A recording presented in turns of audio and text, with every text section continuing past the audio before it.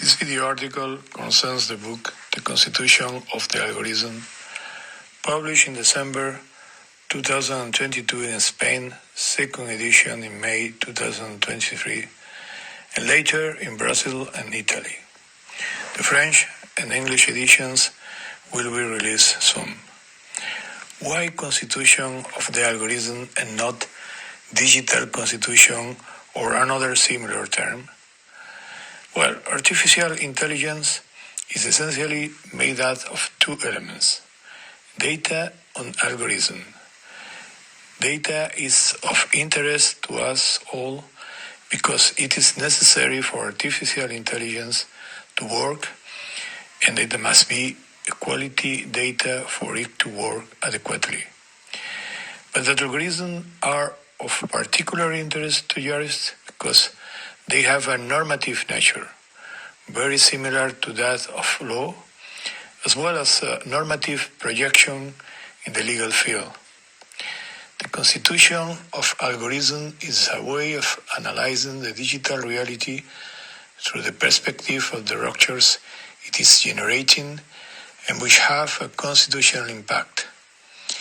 It is also a way of proposing solutions to mitigate these structures and foster a constitutional response so as to constitutionalize the algorithm in the sense of fostering greater consistency in algorithm with constitutional principles and values, and also to digitize the Constitution, updating it and adapting it to the new conditions of the digital era. Here is a brief excerpt from the book. On the wall that shuts off the northern part of the beautiful fountain of the Triunfo Gardens in Granada, directly opposite the majestic Hospital Real building, seat of the university's rectorate, someone is in the habit of writing graffiti that sometimes casts as a light as intense as the kind that illuminates the fountain's water dances at night. It always remembers one which is no longer there, probably in response to the financial crisis of 2008 and its devastating consequences for our youth. I don't fit under such a low sky. What else could a constitution be but that space for freedom, destined to broaden our horizon and raise our sky? And yet, in this 21st century, the balance is completely full of failures.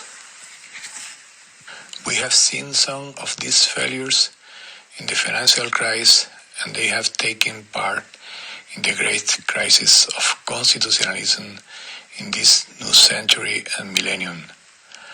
Others had to do with the digital war and its impact on communication processes and the configuration of public sphere, including national electoral processes. The big global players, financial speculators and tech companies have unleashed forces that the state cannot control, in which the Constitution is defenseless against. The health crisis and all that has followed have only aggravated the situation, consolidating the trends that had appeared in the first 2 decades of the new century. Constitutions regulate a world that partly no longer exists or is socially irrelevant. Today's world is essentially governed by algorithms designed by large technological companies which configure communication processes largely based on their economic interest. From the point of view of constitutionalism, these algorithms and the virtual reality they generate are causing major ruptures that could be characterized as follows.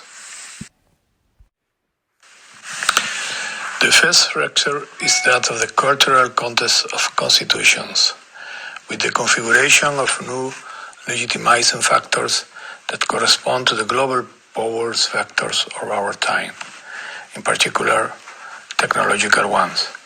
New cultural patterns and new paradigms are imposing themselves, transforming the constitutional culture, causing an emptying of the constitutional density of rights and institutions, and making it difficult to carry out the function of constitutions, controlling power, guaranteeing rights, and channeling fundamental social and political conflicts.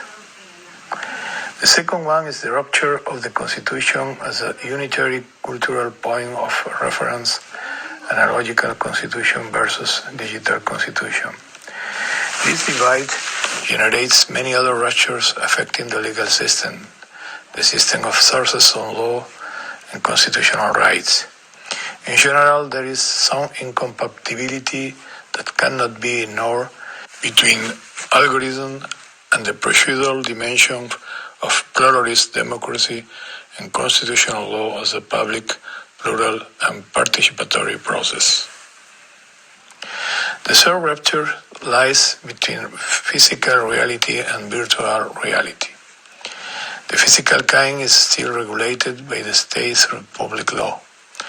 The virtual one has a global scope and is essentially regulated by tech companies through private law.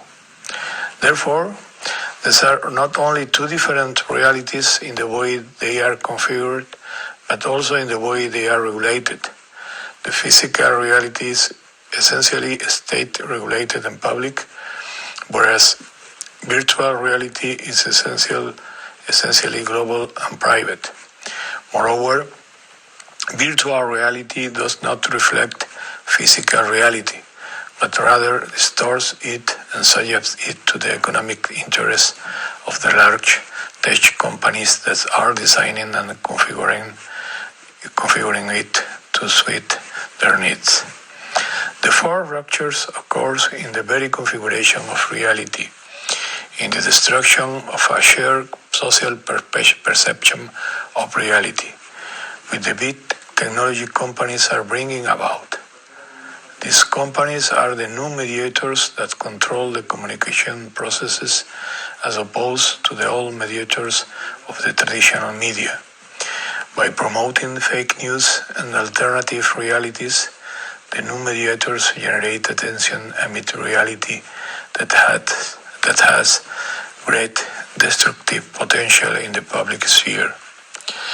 The rupture of the economic constitution, generated by globalization and driven by technological development, is also an element to be considered insofar as it deprives the state of a very important ability to organize social life, with the major global players also submitting to it.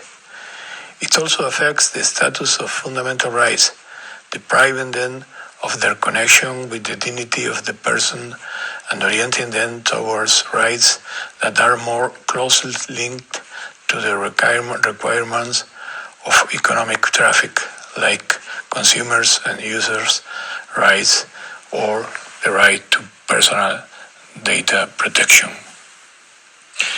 All of these ruptures are very different from those that have historically shaped constitutionalism.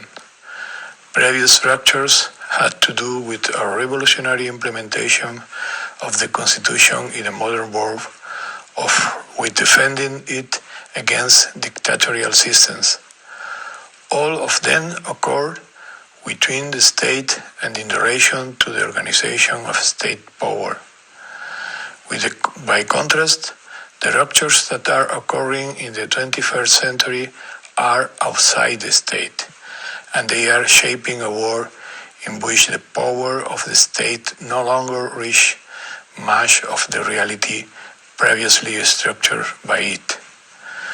Wherever the proposals for solutions come from, what matters is to broaden the debate about how to articulate the digital world so that it is compatible with our rights, with our democracy, and with our constitutional systems.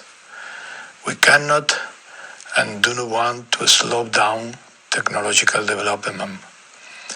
What we want is for such development to be a true sign of progress that civilize.